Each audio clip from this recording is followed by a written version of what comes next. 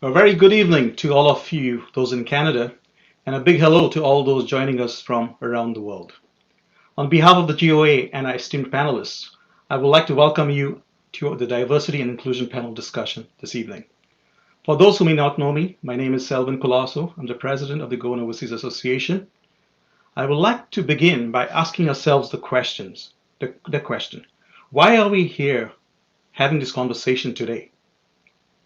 We have all heard about the Black Lives Matter movement, a movement that has recently sparked important discussions and events about race, discrimination, and inequality across the world.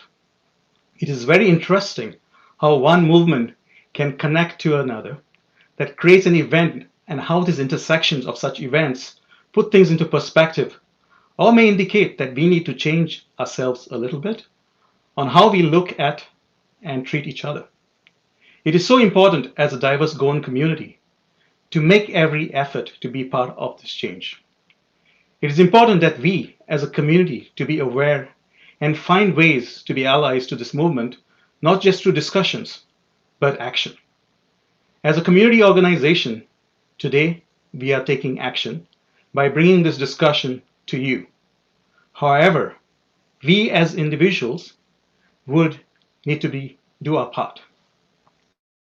We may not be able to cover all the topics in one session today, but this is a start to having such conversations.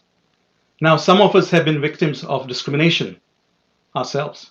Some of us may have our own prejudices when it comes to other communities. And some of us may have faced discrimination within our own community.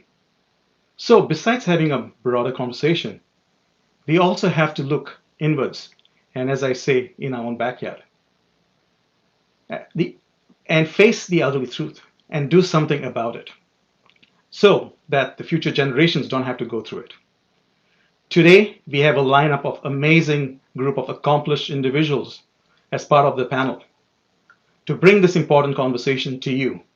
And with no further delay, I would like to invite the panel online.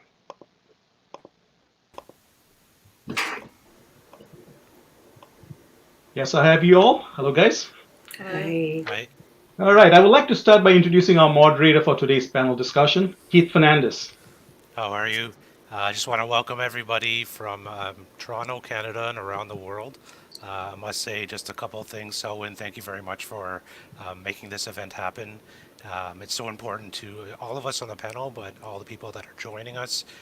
We know that it's important to them too, so thank you for hosting this event. Secondly, your background, I want to make sure that I get a background like yours next time. And the music, I need a sample of that music that you were playing earlier. Done deal. I just want to just kind of let everybody know how I got involved and why I got involved. Diversity and inclusion has been an interest of mine, especially in the last little while. Through work, I've had discussions with people about anti-black racism, about the Black Lives Matters movement, and we can see from these discussions that a lot of people are affected by it. It's important for me to contribute to our Goan community as well. So I want to make sure that we leave this discussion with a lot of education, a lot of learning, and some actions. And we'll go through that as we conduct this panel discussion today. Today's objective for the discussion is to create awareness about diversity and inclusion in the Goan community. We want to acknowledge that there's a problem. We want to learn what we can do better, and we want to move forward in making things happen. As you know, diversity and inclusion is a very broad topic. We can only cover so much within this 1 hour.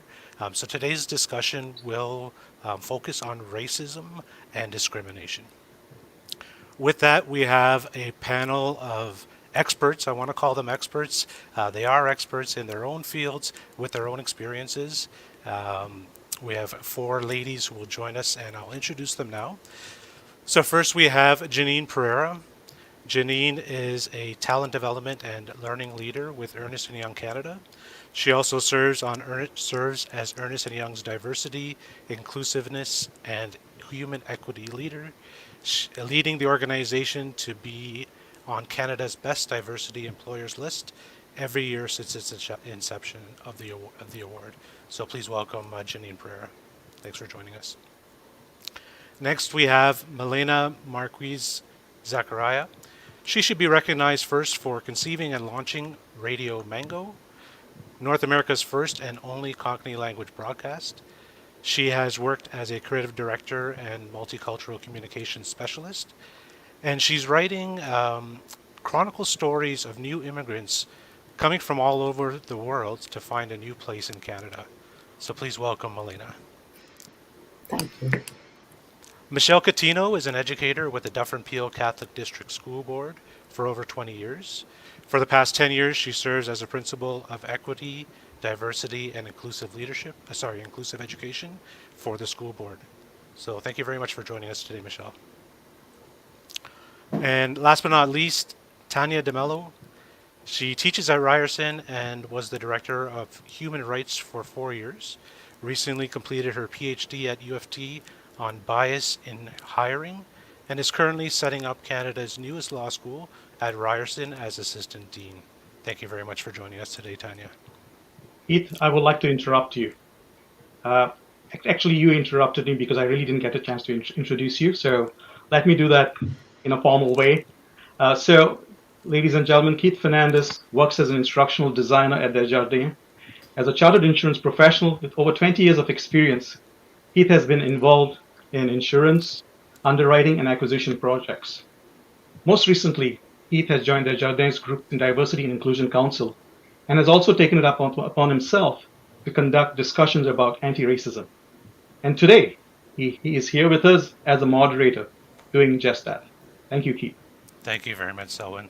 So that's my role for today. I'm moderating this discussion. I am asking questions on behalf of our audience. So I'm here to learn. Our audience is here to learn from our experts. And the way that this discussion will be run, we'll be asking questions to this panel. They'll be providing their input and their insights and their knowledge and expertise in this area. For our audience, I want to make sure that you are approaching this conversation in the right way. First of all, we want to lead with respect. We want to understand we all come from different backgrounds, beliefs, and experiences, and the goal here is to learn. We want you to listen with intent to understand. At times, you may feel uncomfortable with this conversation, but that's a good thing. Feeling uncomfortable means that you're learning.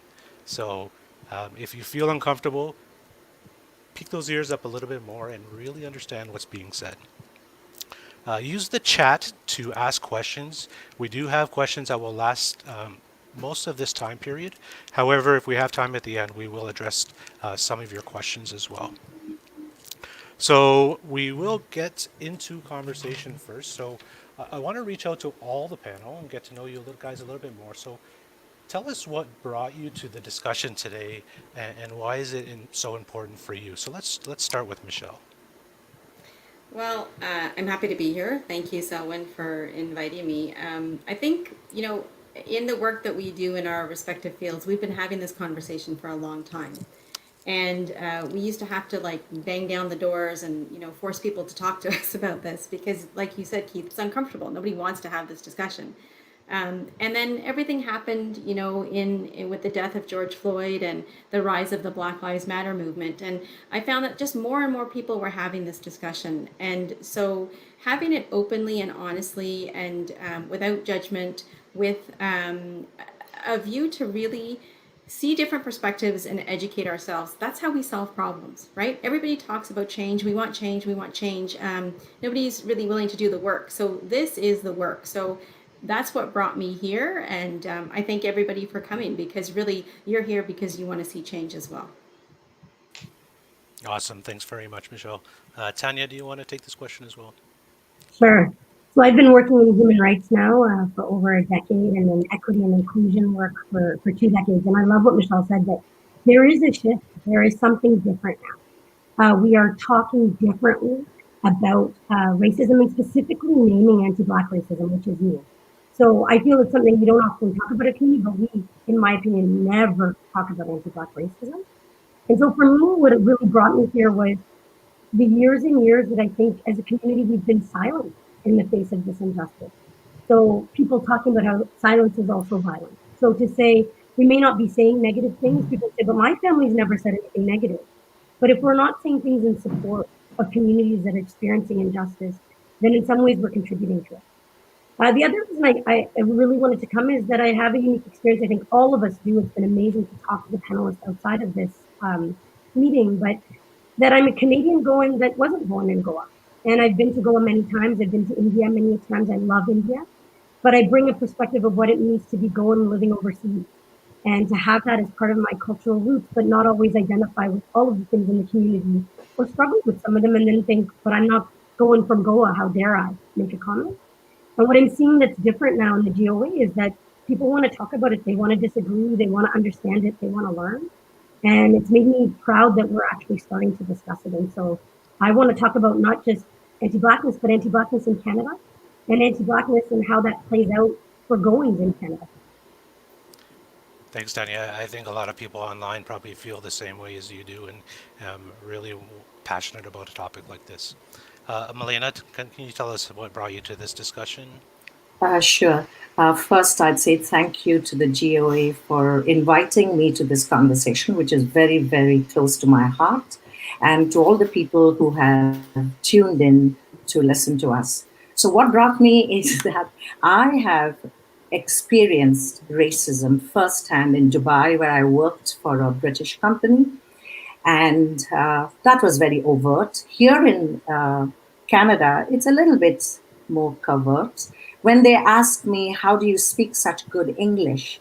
Or what's your background? I consider that a form of racism because I do not ask, not everybody gets these questions. Also, I've seen it in its ugly forms in Goa, where I have been brought up, and in India, in Mumbai, where I have worked. Now, why is this so important for me now? I think the Black Lives Movement, Black Lives Matter movement has opened the floodgates for us to have this conversation on this all important topic. The wounds of discrimination and prejudice are so deep and so festering. It's reached everybody, not just those in America or the Black people here in Canada.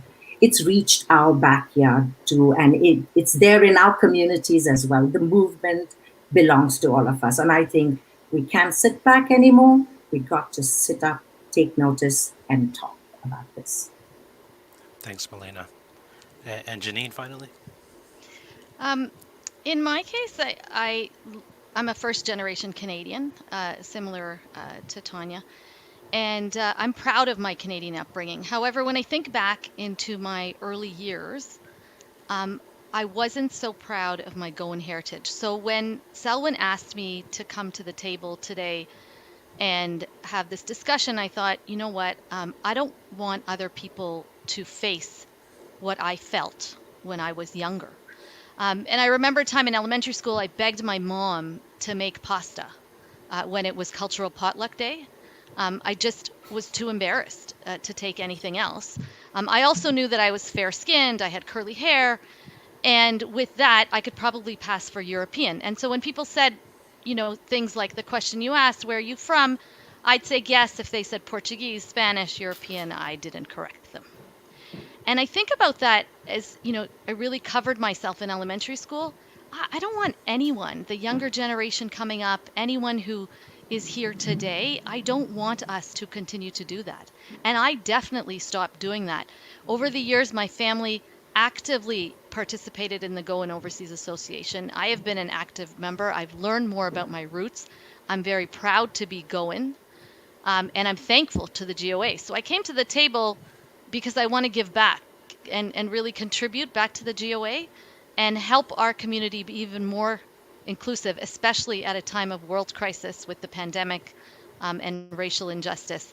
I feel that our history, you know, with segregation, colonialism, the caste system, even extreme religious rules that have been created, all of that has likely informed who we are and our experiences, but I do not want that to define our future. And so I'm here to be hopeful and make change. Thanks very much, Janine. And I think that's the bigger part. Everything that everybody said so far has resonated with me, and we've done so many things wrong in the past and currently that we're looking to make changes for the future. And I've said to many people, things may not be perfect in our lifetime, but for our kids and their kids, things can be different. So it might not disappear, but things can definitely be different. So let's get into the conversation and to create some of that awareness. So I'll turn to our educator, Michelle. We hear a lot of terms in the media, in conversations, but let's get warmed up with some of the terms and really understanding what these terms mean and dismissing some of the misconceptions around these terms. So tell us a little bit about some of these terms. Sure. I'm glad you used that word misconception, because when we start this conversation, we need to have a common understanding of what the terms are. And I mean, these white supremacy and racism and privilege, they're really emotionally charged terms. They're not neutral. And how we consider these terms may affect the way we consider ourselves to be participating in them, right? And so we've been told a lot of myths about these words, and the purpose of the myths is to keep the status quo, right? So while all of us are here because we're fighting for change, there's a lot of people who don't want change and who benefit from nothing changing. And so when we think about these terms, they're also part of the weaponry, the arsenal used to make sure that change doesn't happen. And so I'm going to use the term, if we look at racism, right?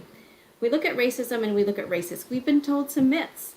And one myth is that you need racists to keep racism alive and going.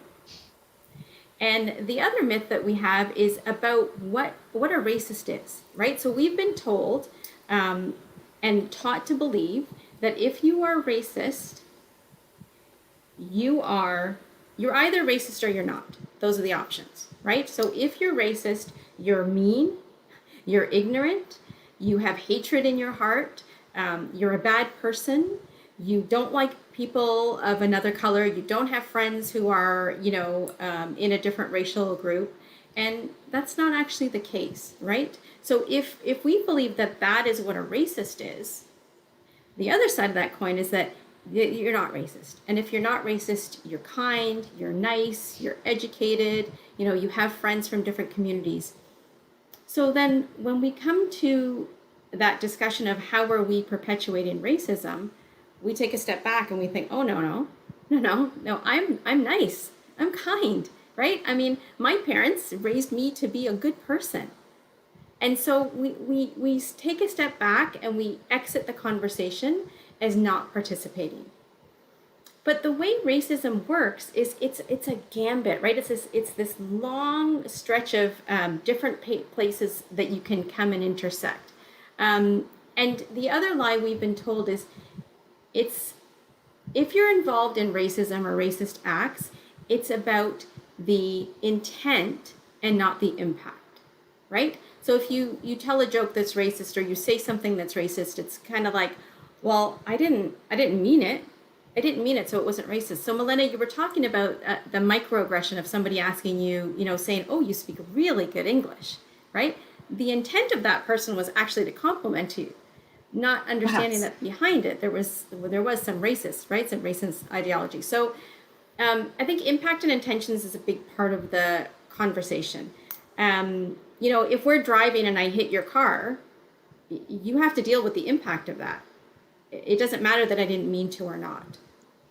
So when we look at racism, we have to look at it as a system, right? So we can look at it as individuals, and that's where that term racist comes from. But we also have to understand that racism operates as a system. And, it operates in communities, and it operates in organizations, and it operates in countries. And so we have to frame our discussion around that. And sometimes when we're part of a system, we might perpetuate it and not even know. So I'm from education, so I'm going to give you an education example. As a classroom teacher, when I was teaching my grade 2s, I wanted my kids to learn how to read, right? So I would find all these books and I do all these read alouds, and so my intention was really good. I wanted my students to learn how to read. But I would choose books without thinking about the racial identity of the people in the books. So most of the books that I read had characters who were white, right? So I had all these little racialized kids in front of me, and I was reading them all the same story. And so I was perpetuating this idea, not intending to. And the idea that I'm perpetuating leads us to our next term, which is white supremacy. So again, we have some myths about white supremacy. When you hear the word white supremacy, what do you think? You think Most KKK, people think KKK. right? Right, KKK, burning cross. So I want you to rethink what you think about. And instead of white supremacy, I want you to think about it as the supremacy of whiteness. That whiteness is at the center, and whiteness is the ideal, because that's really the story that we've been told. And that if whiteness is the ideal, that means that everything is on the outside, right?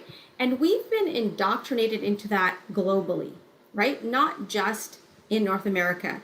I recently went to India with some friends, and I saw so many ads for skin bleaching cream, right? It's one of the most popular beauty items in the world.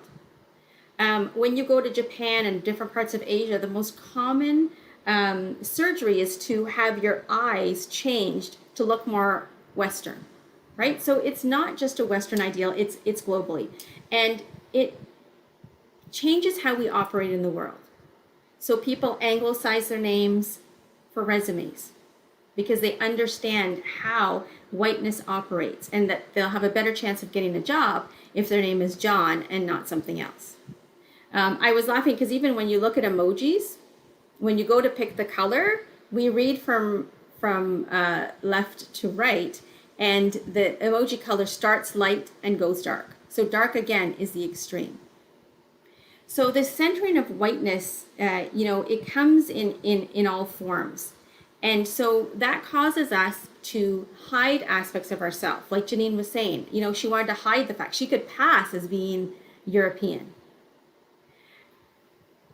So as a brown community, we have experienced discrimination in this sense, right? So we know that white supremacy informs what we think about ourselves, and that comes through in the form of shadeism, right? The lighter skinned you are, the more beautiful you are. And we see that all the time. Like, I don't know if anybody's watching Indian Matchmaker on Netflix, but one of the comments is, oh, is she fair? Or that's one of the requirements, right? So we all buy into this. And so we may not think that we're white supremacists because we're not, part of the KKK. Or we're not bad people, right? Right, we're not bad people, but we're contributing to it when we have and host and perpetuate these values of, what is valued and what is not. And we teach we don't want to teach our next generation of children to feel that way. We want them to be proud of who they are. We want them to use the names that they were given and not change it to make it more palatable for someone else. We want them to feel comfortable taking whatever food item they want to school or to work, and to not be ashamed of it. So it's about, while white supremacy, the impact of it is reducing our pride in communities, and that impacts the way we operate in the world. So I want to talk a little bit about privilege too, and I know my time is sort of running out, but when we think about privilege, people get defensive when they hear that, right? Because they think, I've led a hard life, right? I've had obstacles. What privilege says is, we're not saying you didn't have difficulties. We're just saying your life isn't more difficult because. And I'm going to give you an example. I have ability privilege, right? I can go into any building, not worry about how I'm going to access the bathroom, not going to worry about how I'm going to get upstairs.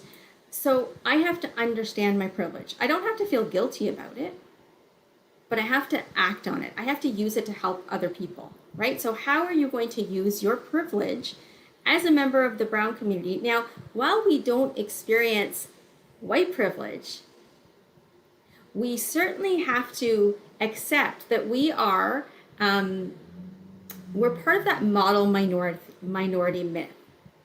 That, we benefit from stereotypes about who we are as a community. And so understanding that and bringing those into conversations is really important. And the last word I want to talk about is allyship. And Selwyn mentioned it at the very beginning. You know, in the last little while, we've seen great changes, and there's been a lot of discussion about allyship. And allyship itself is a verb, it's got to be tied to an action.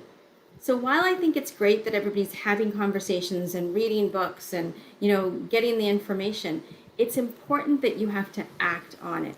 And there's a biblical quote, and I won't say it, but it's Amos 5, and in it it says, I'm done with the songs and the celebrations. I want to see justice rolling like a river. So you can say a lot of things. We can say that we stand for racial justice, and we can say that we stand for equity and equality, but really we have to start acting, right? As a community, our liberation, our freedom is tied to the freedom of others, and that includes the Black community. So until, the Black community is valued and honored, we won't be either. Thanks very much, Michelle. I mean, that just kind of gets our conversation started, just understanding some of the terms. And up until recently, I'd really never dug deep into what they really mean and really understanding them. So thank you very much for sharing that. One of the terms that you didn't talk about more purposely, we know that it's next topic. The term is brown complicity, and I'll ask Tanya to kind of touch on brown complicity. What is it, and how can we recognize it and address it in our lives? Thank you so much, Keith. So I will say that it was interesting listening to Janine talk about her experience. When I was young, I was really proud to be Indian, and sometimes I struggled in the Goan community to be Goan. So if I brought a Black boyfriend, that wasn't well received. If sometimes you bring a white boyfriend, that's not well received. That class mattered so much, and what I wore mattered so much. How I spoke as a woman, as a young girl, mattered so much. And one of the things we talked about a lot as panelists is that all of our homes had different realities. But within the Goan community, one of the struggles I had was identifying as Goan in Canada and seeing so much of the racism and classism that is part of our community. That was hard for me. And when we think about brown complicity, it's to address the fact that, as I talked about before, at best, I think often our community has been silent about the inequality that Black people face that is disproportionate. And I think it comes from this notion that fairness that we've talked about, a few of us have talked about, being fair-skinned and being closer to white, knowing that if you speak in a way that it's closer to white people, if your name sounds more white, if you have straight hair, if you dress a certain way, that proximity to being white actually gave you a lot of advantage, right? In the workplace, in how you're perceived in the community. Many people talk about the term in the research, model minority, that brown people, that many Northeast Asians, so from China, Japan, Taiwan, Hong Kong, are seen as model minorities. We're minorities, but we love these kinds of brown people. They don't cause trouble. They operate within our systems, right? And one of the things I think we need to think about as a brown community is how are we then complicit with anti-Black racism? That yes, many of us, including me, have experienced racism in this country, but how do we perpetuate racism against Black people and other people, darker skinned people? How does that play out in religious ways?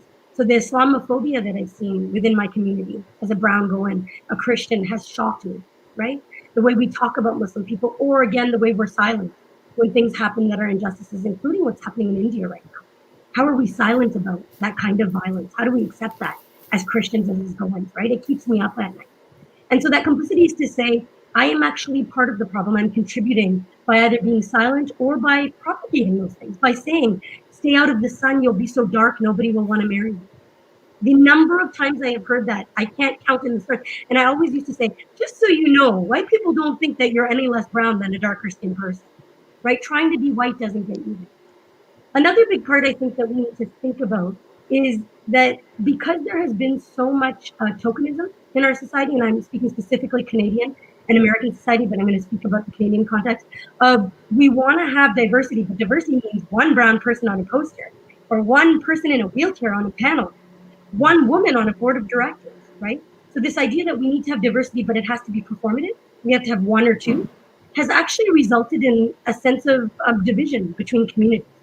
So if there's only room for one, I want that one to be me. I want a chance because I've also experienced racism. And what we've seen in brown complicity is often perpetuating and ensuring that Black people are less likely to get in because we want to get in first, right? So first it's white men, then it's white women, right? Then it's white gay men, then brown, then Black. This idea that there is an order of who gets to get in. And the last thing I want to say is that class has been a really big part of the challenges we have around anti-Black racism. And I think it's something that comes everywhere from the caste system, which, by the way, everyone in India, like my friends and family, will say, oh, I don't believe in the caste system. And then they always tell me their caste. They'll just somehow bring it up. So we need to think about that and what that means if we don't believe in the caste system, right? But also the ways in which we look at class and neighborhoods we want to live in, where we want our children to go to school, how important it is for us to have education, which is, I would say, very central to our community. But what communities that leaves out? How we ask people what they do for work, where they live, where they come from, right? The differences between class and in workers and academics and in professionals, right? So thinking about that is really important. And then I'll just end by saying, one of the things I've seen that we need to think about is, why is it a difference now since George Floyd died? Black Lives Matter started in 2013, 7 years ago, when Trayvon Martin, a Black boy, was walking through a neighborhood with a hoodie, and he was murdered by a resident. The resident said there's a Black boy, a man that shouldn't be here. And the security guard said, don't do anything. He went and he murdered him. The kid had Skittles on him and a soda, right? And that person was not put in prison for what he did. There was so much outrage in the Black community in the US and with allies that they started this movement. Why has it taken us 7 years to have this discussion? And I want to say, I know many Goans have been having this discussion, but why did it take George Floyd? I would say in February, before COVID started, if you said Black Lives Matter, most people in Canada, including Goan, would roll their eyes. Oh, Black Lives Matter. And now everybody's talking about Black Lives Matter like it's this new beacon of hope that has shown us the light. So what I want to know is, where were we the last 7 years? Where were we of my generation when I was a kid and I watched Rodney King get beat within an inch of his life, right? And so complicity for me is that silence, and also participating in a process that I love that Michelle called this sort of, that whiteness is a system, that we want to be close to whiteness. It's a system of power. It's not just about white people, though it's tied, but it's us contributing, that we can be part of the problem by saying, we're not going to hire Black people. Or we have lots of Black friends, but how many Black friends are in our homes? How do we react when Black people move into our neighborhoods? Who's really a part of our community, right? How do we treat them when they're there?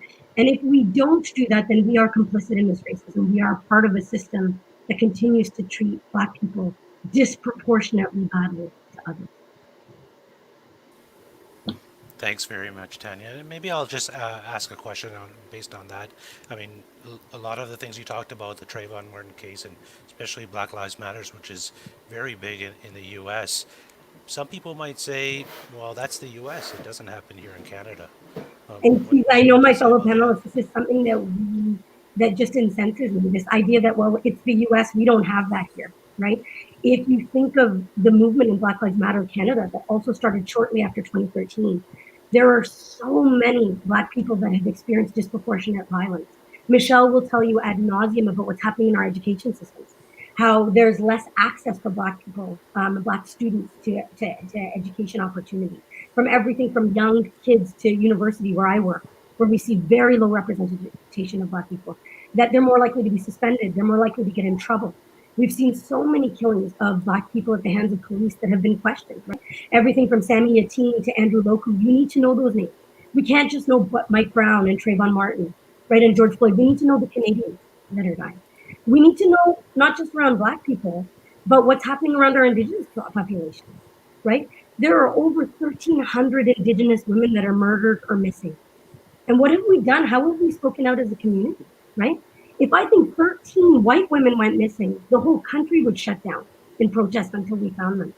Why is it that we care so much less about 1,300 murdered and missing Indigenous women? What about the fact that in Quebec, we have laws that are trying to come into power where Muslim women aren't going to be allowed to ride the bus or work in federal office if they're wearing a hijab? Where has the Goan voice been around these things? And so I think thinking about the fact that not only is this a Canadian problem, but if you look, my area of research is access to hiring. And if you look at the disproportionate hiring and how difficult it is for Black Canadians to enter the workforce, and then when they do enter, how difficult it is for them to move up. I worked with over 1,500 companies in Canada, and I can count on one hand, maybe on 3 fingers, how many Black senior executives I've met. So we need to think about this as a very Canadian problem. And one of the most important things I think that happened with George Floyd's death is that every country started talking about the fact that it wasn't a US problem, that it's in every country. And I think, Michelle, you wanted to add something? Yeah, I want to talk about something that Paul Gorski calls racial detours, right? There are these things that we put in place so we don't have to have these conversations and do the work, right? And one was the definitions that we use to allow us to step back and say, no, that's not me. And also this idea that, no, we're different. We're Canadians, right? And so just going on your stats, Tanya, the last year that they did carding in the Toronto Police Force, there were more Black males stopped through carding than the population of Black males in Toronto. Wow. Okay, so Black males were being stopped multiple times, and there were incidents where, you know, someone would go to a door and, like Desmond Cole, he's a famous author, he was at a friend's house and the police came and they asked Desmond, a Black man, for his ID, but not his white friend. And his white friend said, I'm going to give you my ID. You didn't ask for it, but here it is. He said, oh, no, sir, I just want his. Right? So countless of stories. But here's the thing. We don't need any more data. We have the data. The data has been around forever. We need the action, right? So don't say that you need the proof to act. We have the proof, right? So we need to stop calling on all these studies. I mean, we've even seen it with COVID, right? It's disproportionately affected Black and brown people. So we have the data. Let's move past it and get into that action realm. I totally agree. Yeah, awesome. Thanks very much. And that's actually a great transition into my next question. And when we talk about anti-Black racism, we have to tie it back to how we treat each other. What are the actions that we're taking? So there are a variety of faiths, I'm sure, joined this talk today. So as a faith-based community, what is our role in dismantling anti-Black racism? And I'll pose this question to both Michelle and Malena. Shall I go So, first? okay. Go Sure. ahead. Go ahead. Okay, well, I'm just going to be brief because I know I know the time is running out. But our faith says we are all created in the image and likeness of God, right? So we should all see the face of God in each other. And I just want to use the example, like I think about where would Jesus be now, right? If Jesus was here walking the earth now, he wouldn't be, at home watching CNN. He would be with the protesters, right? He would be holding a placard. He'd be out there trying to affect change. And that's what he calls us to do. And specifically about Black Lives Matter and the whole all lives matter argument. So when we talk about Black Lives Mattering, we can't say that all lives matter until we prove unequivocally that Black Lives Matter. And we haven't been able to do that.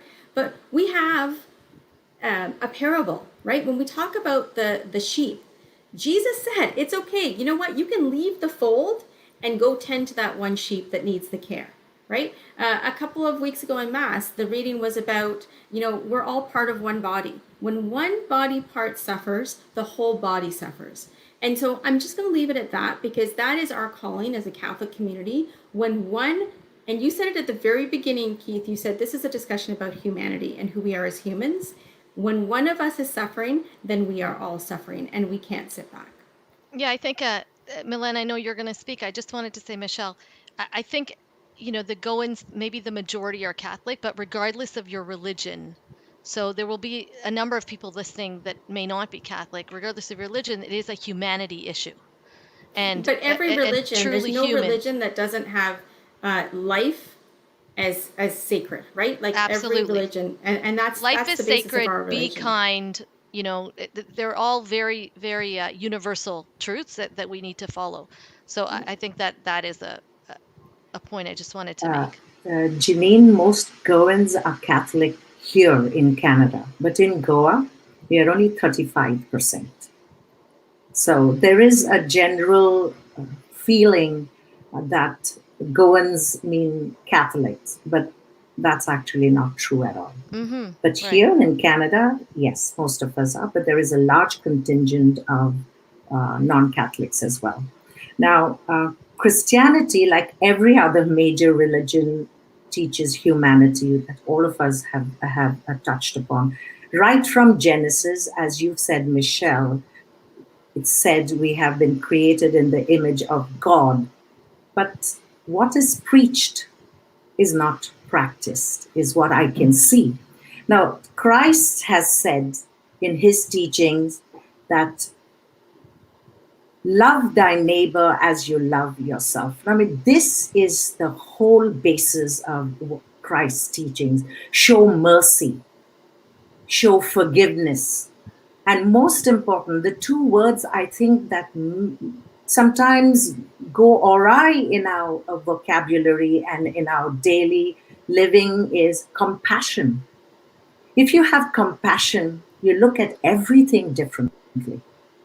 And while people may be generous and give away money for this, that, and the other, maybe sometimes to salve their conscience, generosity of spirit is yet another very, very important aspect to this whole thing. Being Christians or anybody, I mean, if you have compassion and generosity of spirit, and if we walk the talk, it's imperative that we walk the talk. We have a responsibility not to be complicit and take an active role. We have to be more vocal, more supportive, more involved, and most important, more inclusive. We have to let everybody know they are not alone. We are right behind them. Whether we are Christian, Catholic, or any other religion. But if Christianity teaches us so much about compassion and loving each other and created in the image of God, etc., then I think our responsibility is that much more. Thank you very much, ladies. I mean, everything you've said so far is plucking at the heartstrings and really making us realize, me myself, we really need to do more. Um, as we can see, the time is ticking away, and I just want to let Selwyn know, and I think it was okay. We're going to go over. I think this information is absolutely fantastic. So for those of you joining online, make your way over from the dinner table to your couch, get comfortable, because we're going to get deeper into this conversation as we move to Janine. And Janine's been very patient so far, so thanks very much, Janine. So let's talk a little bit about social injustice, specifically the Black Lives Matter movement. And we've touched on this a little bit, but can you tell us about the movement and what are the impacts of this movement to the community? Why is it important right now? Why has it always been important, and why is it important to you? Um, so Keith, I think when I loved Tanya's piece around the fact that this is not new. So when George Floyd was murdered in broad daylight and the riot started, I thought to myself, how the heck can this still be happening? This is just one more. I was angry, frustrated, and actually, I thought to myself, if I'm feeling tired and devastated, just imagine what the Black community is feeling and how much, we need to be there for them. They really need us more than ever. And I used to think about jobs, like a few of us have jobs in diversity and inclusion for many, many years, thinking that at some point when the new generation comes along, we probably won't need to be doing this. But if this is still happening, then unfortunately we still have our jobs, which really upset me. Um, so I thought it was upsetting me, and I realized that when my parents came over, my siblings, the siblings in our family were together, my children, my husband, we all sat down and said, "What is going on? Like, what is going on, and what are we going to do about it? This is crazy." And we've all come from different places. My parents grew up in Uganda. My in-laws are from India. My kids grew up here, second generation Canadian, and we're all frustrated by this happening. He said, I like the piece around it's not enough not to be considered a racist, like a bad person, but how are we going to be anti-racist? And so we sat down and had conversations, and the questions that came up were tough. And I think they're the kinds of questions and conversations that we all need to have in our families. So questions like, if I know my friends are racist, uh, and I've known them for 20 years, do I still spend time with them or not? Do I choose to continue to enjoy time with them, or do I actually move them out of my life if they're not willing to try and change? If someone in my group of friends actually makes a racist joke, do I correct them in front of everyone? Do I walk away? Do I say nothing? If people have been racist to me, like, why am I so concerned about black people? Like, what about me?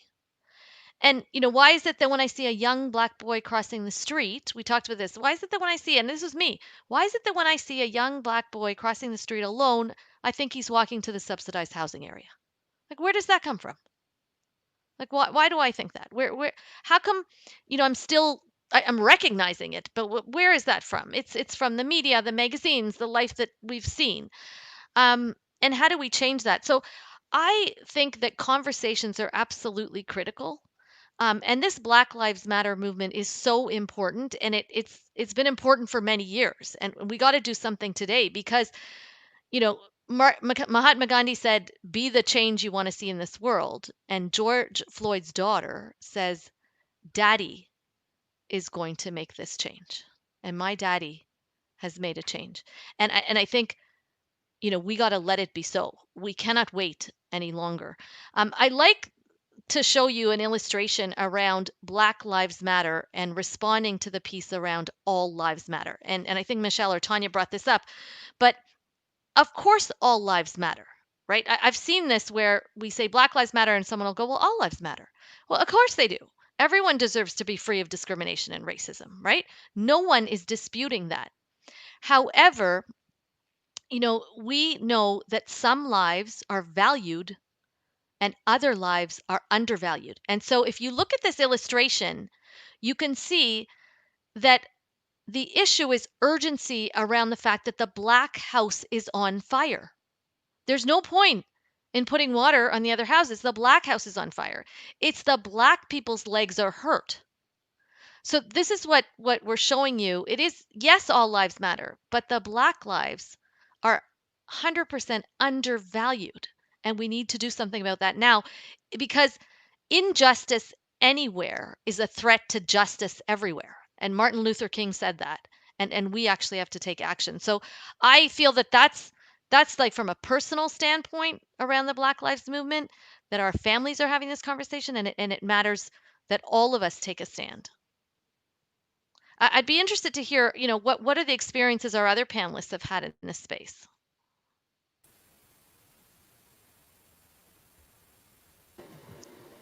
I'll kind of start and I'll take part in this. When I first heard Black Lives Matter years ago, I was one of those people that said all lives matter. What do you mean? All lives matter. Until it was explained to me, and Michelle said it earlier, we can't say that all lives matter when we can clearly demonstrate that Black Lives Matter. That really resonated with me. I was like, wow, of course, right? And the illustrations that you just showed, it was great, Janine. I heard of one as well, and I'm sure other people have seen it too.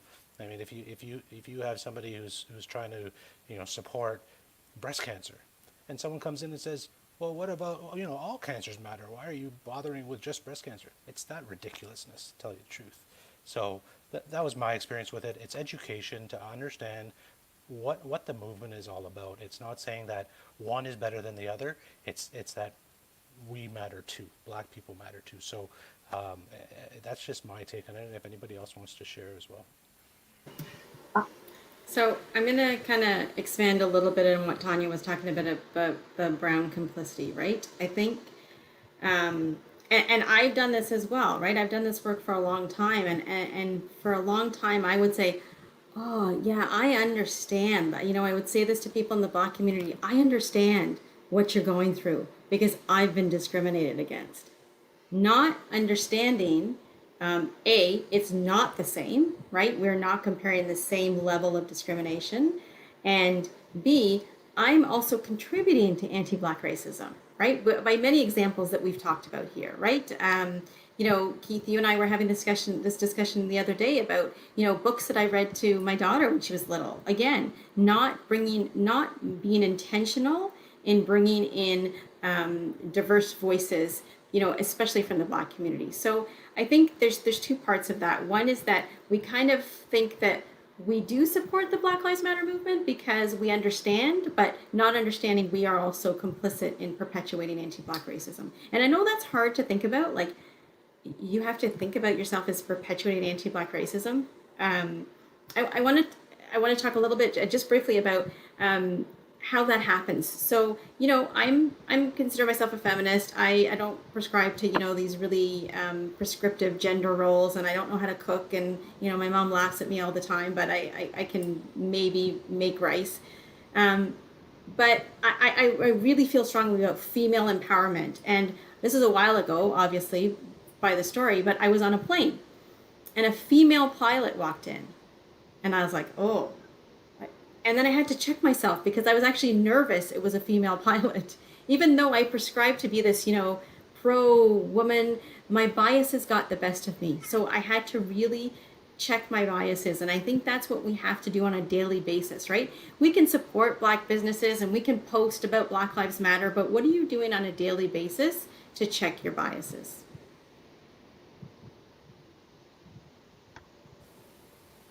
Awesome. Thanks very much, everybody. And thanks, Janine, for giving us your insights on Black Lives Matter. So we'll move on to our next question, and we've talked a lot about racism, but we know that there's other forms of discrimination. So I'll turn to Milena, and I'll ask, in your opinion, what are some forms of discrimination within our community? Where do I begin? Our discriminatory practices and prejudices are multi-layered and frankly cringeworthy. Let me go to the most insidious one of them all, the caste system, where your birth decides for you how you are treated for the rest of your life. Now, when the Portuguese proselytized us in the 16th century, we got rid of we were all Hindus, our forefathers. We got rid of all the symbols that denoted Hinduism in any which way. We also got rid of our Konkani language. But what we kept was the most horrific part of Hinduism, the caste system, which is still prevalent right now. And to make it worse, we brought that to Africa, where I'm told there were 2 different separate clubs for the upper castes and the lower castes. How horrifying is that? And then we took it to Karachi, and we took it to anywhere that we went, and also brought it to Canada. Okay, the first question I'm asked quite often is, which village I come from. There's a lot more to that than just asking. So I ask, why? Have you been to Goa recently? Oh, no, I haven't really. They know nothing about Goa. They know nothing about where. They only know which village they come from. So they ask you that question seemingly innocently so they can slot you, because clusters of certain castes live in certain villages. I'm sure some of you already know that. Okay, I'm also told that here in Canada, we don't allow our children to marry another Goan if the castes don't match. Really? That horrified me, I'll be honest. That is caste, which is very prevalent after 500 years, okay? Color is the next thing. If you are happen to be of a paler skin, you are prettier. I've heard so often people saying, oh, that's a good girl or a good boy, but she's a little darkish, very like lowering their voices. Now, to give you an example, a cousin of mine who's about 55 still laments the time when she was not chosen to be a flower girl because she was darker. And she said, it was all very good for you, Milena, because you always were the flower girl. Now, I never, ever thought of it that way. But when she brought it to my notice, I realized how we bring colors. I think it was Michelle who talked about, and Janine and all of you, how color is such an important component of our differentiation, or trying to discriminate. Language.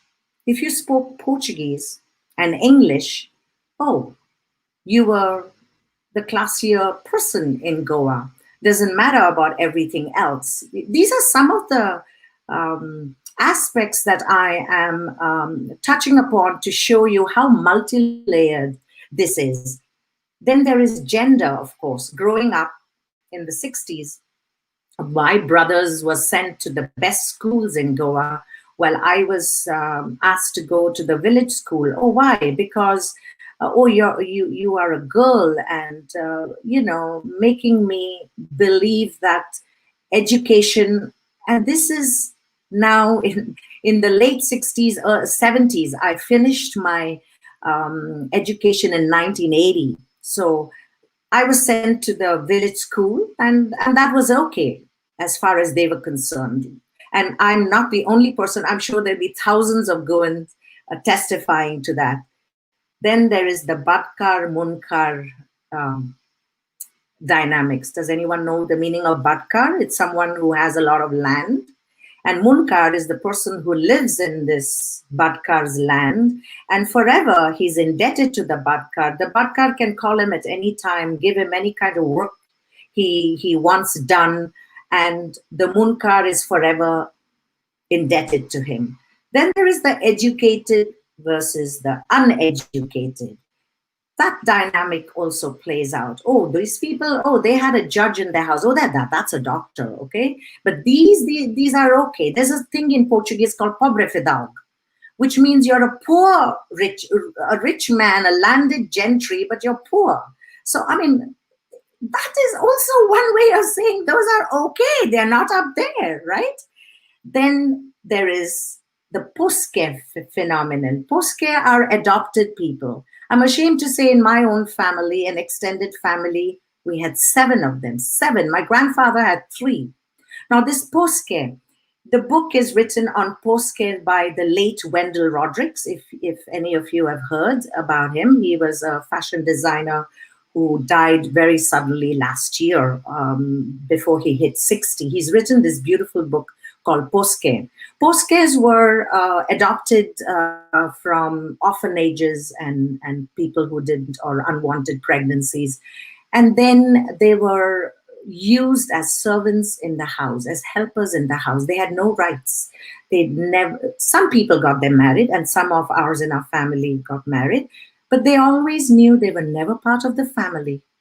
They always knew they were never going to get all those inheritances that were the birthright of every other person in the house. So that phenomenon is also quite degrading, and fortunately, that's coming to an end. And the last, but not the least, is the Kunbis and the Gaudas, which are the indigenous people of Goa. Okay, we do the Kunbi dance all the time. We have something about Goa, but I wonder if anyone has stopped to think that these people didn't even have voting rights. Zulema de Souza tells me when Goa got its liberation in 1961, and I read that it was only in 2002 that they got special status, which they deserved, a few privileges so they could go to school or college, or else they're agricultural people.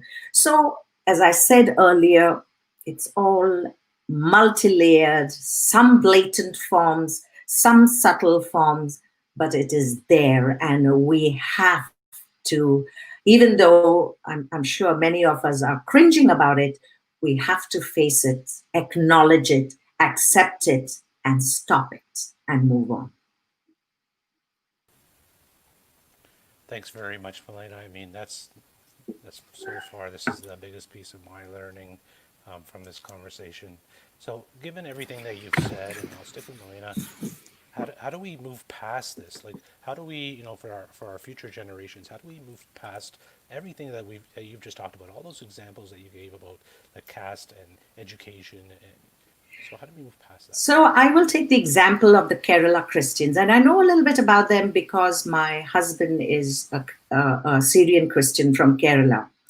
Now, supposedly, I was talking to Selvin earlier that there were these 5 Brahmin families that were converted by St. Thomas, and many of them claim they are one of the 5, including my husband, but nobody talks about it. That is not perpetuated through generations. They don't call themselves this caste and that caste, and they are Syrian Christians, Syrian Catholics, whatever. That they were also Hindus, and a lot of their symbols and rituals are still Hindu. For instance, when I got married in church, but they tied the little what they call thali, like a Mangal Sutra around me with a cross. That's a Hindu ritual. Or when I went into the house the first time, I had to place my right foot there. But that's about it. They've kept those rituals because that's cultural, right? Vis-a-vis them, we've lost the culture and kept the caste. They have lost the caste. We can emulate them and people like them. Most important, we have to make a conscious attempt at not perpetuating these discriminatory habits through our children. Absolutely not, because our children don't know these things unless we tell them or we talk about them. My kids know nothing about caste. I have never spoken to them. They don't even know such a thing exists. Maybe if they have done some sociology or something. Each one teach one. We have to be very, very cognizant of this, that this is our baggage. Let's not give it to our children. Let them be free of all this caste and all this horrifying, insidious stuff that we brought from India miles and miles away, carried it all around the world, and is right here. And the last but not the least, we have to kill our prejudices. We have to clean our house first. It's not difficult. I know because I have done it. We've got to start today, I think. Yeah, thanks very much, Melina. I mean, Milena, can I just go play ahead. on, just add one thing to what you've said? I Sure. think what made a really good point about stopping the prejudice. And it's not an easy thing to do, as you know, right? I mean, people grow up in certain environments, they are a factor of their experiences. And so there is a lot of us have unconscious biases, and they come from the fact that we are who we are based on everything that we have been through in our lives. And every one of us has biases, and they're unconscious. And Michelle talked a little bit about how do you recognize that in some of the things that you see. My unconscious bias about thinking about this black boy walking across the street and where he was going, or the female pilot. um, I think it's important that we act and actually start to understand those. And so that's an action anyone can take, any one of us can take, by going on. You can Google the implicit association tests, and you can actually do Dr. Mahzareen Banaji's work. You can actually do the tests and recognize your own unconscious bias. And once you've recognized it, you actually then have the ability to stop yourself and become more aware and consider it, so that you don't actually let it move from a stereotype to a prejudice and act on it. So I liked your point about stopping the prejudice. I wanted to raise how we could potentially understand what those biases and unconscious biases are, and then how do we actually move to stopping them. You're absolutely right. There are biases that are conscious and then the unconscious ones. But many of what I have said I think, can be consciously stopped. Yeah, Janine, I've actually taken that test recently. Um, I guess good news is I come back as a low end of bias, but it just means that I still have work to do. So it's about recognizing that we still all have those biases and we all have work to do. So We look at some of the actions that we can take, and Melena's already addressed this, so I'll reach out to the three remaining, so Janine, Michelle, and Tanya. What can we do as a Goan community or as individuals to tackle racism? How can we be better allies to the Black community, the Indigenous community, and other communities? So we'll reach to Janine first. So, one of the things I would say is I'm proud of our community for having this conversation and bringing it to the forefront, and for each one of us as panelists to being vulnerable and sharing some of the places where we're uncomfortable and we've done things we're not so proud of, or we've actually felt things or thought things we're not proud of, and just raising our hand and saying like, yeah, that was a mistake. I caught myself. I give us a lot of credit for raising this. And I think about just even what's happening right now with Breonna Taylor. I mean, the government is not raising their hand to say we made a mistake. And so I think we got to do that. All of us, each one of us has to act. We have to understand what's happening to us and raise our hand, say that, okay, that isn't right. And what are we going to do about it? A couple of things come to mind. And as an individual, you can do things on a small scale, like listen to a podcast, watch a TED talk, read a book on anti-racism. I actually am reading White Fragility right now, which has really educated me on some of the terms that Michelle talked about. Because even those of us who are well-intentioned, um, is perfect. You've probably read it already. And I'm almost done. So I think that in itself are small actions, and small actions can go a long way. Maybe bigger actions are like volunteer with an organization that helps underrepresented youth. You could support a Black business. You could donate. So each one of us should be taking an action to educate ourselves, as you first raised, Keith, is to learn. And I'm learning just by participating in this. And I think we have to know that there's a ripple effect in small actions. If each one of us takes a small action, we can actually create a bigger impact. And not acting is just as dangerous as acting. So some of us think, oh, if we're going to do that, I'm going to but it could be an issue. I'm scared. But if we don't act, that is just as bad.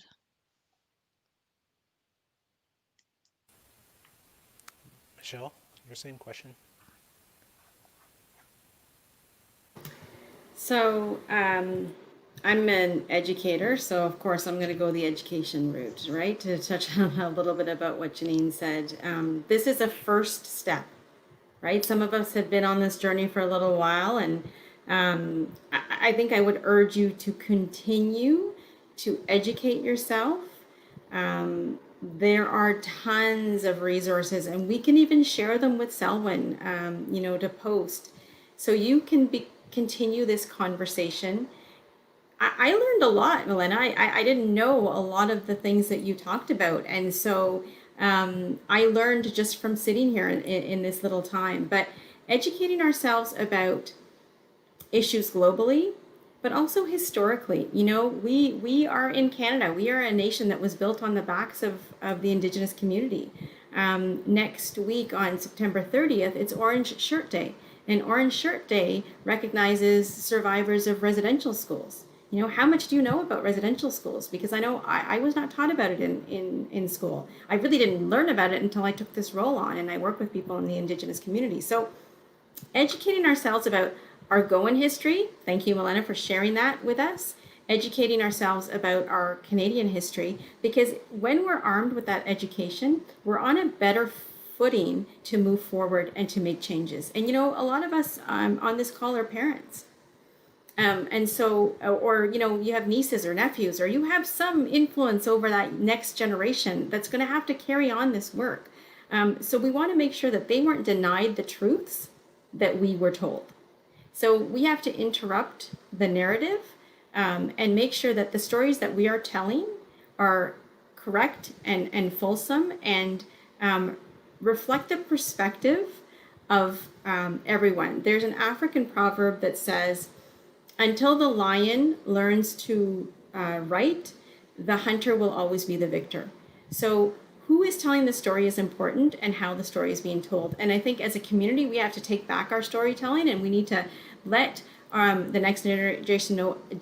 Let the next generation know about the caste system, so they can understand maybe why we're more predicated towards making certain decisions, or why we say things about children being fair, because that was part of our history, and it's a part of our history. We have to know it in order to leave it behind. So I think for me, education is the key in moving forward. Thanks, Michelle. And Tanya? So I have three things that I would say, and I'm so moved by the other panelists as well. The first is what we need to do in terms of how we identify our community versus others. And Milena, the stuff you said was so important. And for me, it's everything from things like saying, are they a Mangalorean or are they a Goan? This constant division of who's who, where I'm like, I don't know. They're from the same area. Why is that important, right? That Milena, I think you just brought up in such a beautiful way. I remember going to Kerala and telling people in my community, I was so excited. It's my favorite part of India. And they said, oh, it's very dark there. And I was like, what do you mean? It was so sunny. And what they meant is the people are dark, right? And the way we propagate our community versus other, Goan Christians versus Goan Hindus, how we talk about that. And thinking about what that means, which again, you all opened up for me. I think we need to think about that. I also would add, as an other community, I'm seeing a lot of anti-Chinese racism in Canada. It's always been here, by the way, but since COVID, it's terrible. And the way we as Goans talk about that and talk about our fellow community members from Asia, how we create this divide between China and India, we participate in it, I think really contributes to anti-Chinese racism. So thinking about us versus other communities is important. The second I'm going to say, and I wasn't going to say this till it came up during this, is how do we within our community start to think about this? So everything from not saying, oh, be fair or be thin and tall, all of these kinds of things, right? The obsession with England, for example, that I find so interesting, a country that had such a horrific impact on India and just such an adoration that many people in India, and specifically in Goa, I found have for England and the Queen. But thinking about how do we support each other within our own community? And so the two people I want to mention is, I did some political office work, and I thought there would be so many Goans that were very supportive. And I was surprised that Goans didn't come out to support another Goan. And Milena, I have to tell you, you were one of the first people that said, I want to bring you on my show and I want to feature you because you're Goan. And I thought that would be just a community that really helped me, and it didn't. And the other person you actually mentioned that I was going to mention, which is why this came up, is Zulema D'Souza, who I have to tell you, I'd never met her, and she changed my life. And she said, I want to support you as a Goan. I want to think about how we as Goans need to care about politics. We need to care about poverty. We need to care about Black people. And I was so connected to the Goan community because of this Goan woman, So I want to name her on this call. So we need to start supporting each other in our own community, right? And then the last is, how do we support Black folks? And I think we have a support of yes, I'm reading this book, or I love Barack Obama. I love Oprah. I know a Black person in my office. But it's the everyday work I think we need to do. So if you are not hiring Black people, we are part of the problem. If you've never had a Black person in your house, you can talk about Black Lives Matter all you want to your children. You can read White Fragility, which I love, by the way, but was written by a white woman. We need to start reading Black sources, right? Coates, bell hooks, all of these incredible thinkers that are talking, Desmond Cole, which Michelle brought up, an amazing Black author in Canada, right? Really important. And so if we're not doing that day-to-day work, I think we can do all of these talks all we want. The number of times I've had discussions with people and then it's the exact same thing over and over again. Do the work, make sure you're talking to Black community members and having meaningful discussions and bringing them into your life and being in their life. I think that will make the biggest difference. Oh, you're muted, Milena. I want to very quickly add something, if I may. When you talked about the Mangaloreans, I had a Goans tell me once that Mangaloreans are wannabe Goans. They are already Goans. Their history is that they wanted to keep their rituals when the Portuguese were forcing them to wear dresses and take away their saris and the bindis. They wanted to keep that. And so they are the people who moved down south. So they are originally Goans people, for those who don't know. And they are also the people who supported Radio Mango the most when it was needed. So I say salute to them. Thank you very much, everybody, for your actions and some of the examples you gave of what people can do.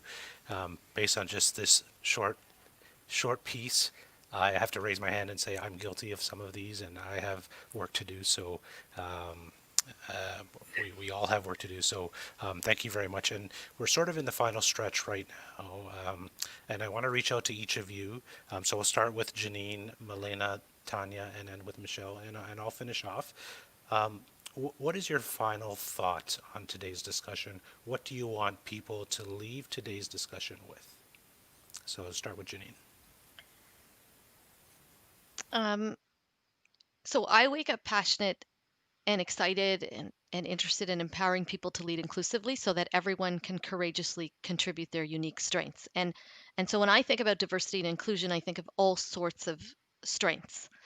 And not covering yourself and bringing your whole self, and that includes people from the LGBTQ 2S plus community. It includes people with differing abilities. It includes ethnicity, etc. And so for me, I want the people that are listening to this to feel motivated, challenged, um, and inspired to actually be more inclusive, be anti-racist, show up for Black people and underrepresented groups, and act.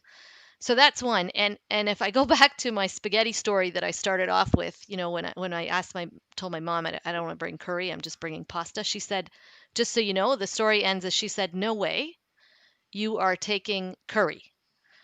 Chicken curry, which my teachers absolutely loved. So I think I look back and I say my parents instilled pride in the Goan heritage. They took on ownership of, my dad was the president of the GOA. They encouraged me to participate in Konkani concerts, even though I didn't understand the language, all of which were difficult things to get a elementary kid to do when there was no other Goans around that she lived around. And they did all of that. And so I think that really uh, made me learn some of the things that all of you have talked about. Made me learn that the world is a better place when we can all bring ourselves, every part of ourselves, when we bring every identity to the world, and can come without feeling that you have to cover anything. So whether we're Goan, Indigenous, Black, white, whatever names you want to give us, we're all people, and we all have something courageously to contribute. So that's what I'd like to leave. Thanks, Janine. Milena, and then There is Tanya. a beautiful African saying which says, if you want to walk fast, walk alone. If you want to walk far, walk together. I think we are all in this together and we have to fight this together. It's work in progress. And to end, I'm going to borrow from Martin Luther King, the great Martin Luther King Jr.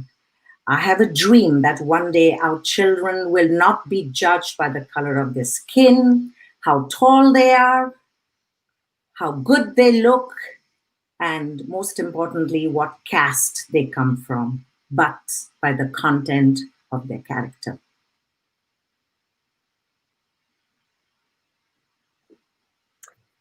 I would say what I think I started with, which is I think the call is to not be silent. So I am the person at functions that will say something. I will try to call in, but I will sometimes call out. If we're on a huge WhatsApp group and there's something Islamophobic or anti-Chinese, I will say something. And a few months ago, one of my cousins who has never spoken up, never spoke up. And I wrote him a message and I said, what was it that made you speak up? And he said, I think we are in a time where there is so much division that the silent majority needs to speak. People like you have been speaking, but the rest of us need to speak. And for me, that is hardest to do when I love people. It is hardest to do with my family. And it has been hard for my parents to sometimes have to tell me, because all of us on this chat have told you, I engage in it as much as anybody else. I have these biases. I make these assumptions. I make these mistakes. I have more Black staff than any other staff, and I engage in anti-Black racism as a person who cares about this stuff. When I walk in, I see a Black person on the phone. Sometimes I think, oh, they're calling a person, having a personal call. When I see a white person on the phone, I think, oh, they must have an emergency or something. Why do we do that? And I'm somebody who's been doing this for 20 years and I engage in anti-Black racism. And I've had my own family call me out. And so to be open to speaking out, but also to be open to when people critique you. And one of the things I've loved about this panel as we've met is listening to each other and hearing ways we can learn and being open to being critiqued. Somebody once said to me, all of the things in my life were done with so much passion and so much love. If only I had done them a little more softly. So also finding a way to open up where there's sometimes we're going to call out, but what does it look like to share this message in a softer way where we might call somebody and say, can I just have a talk with you about how much that upset me privately?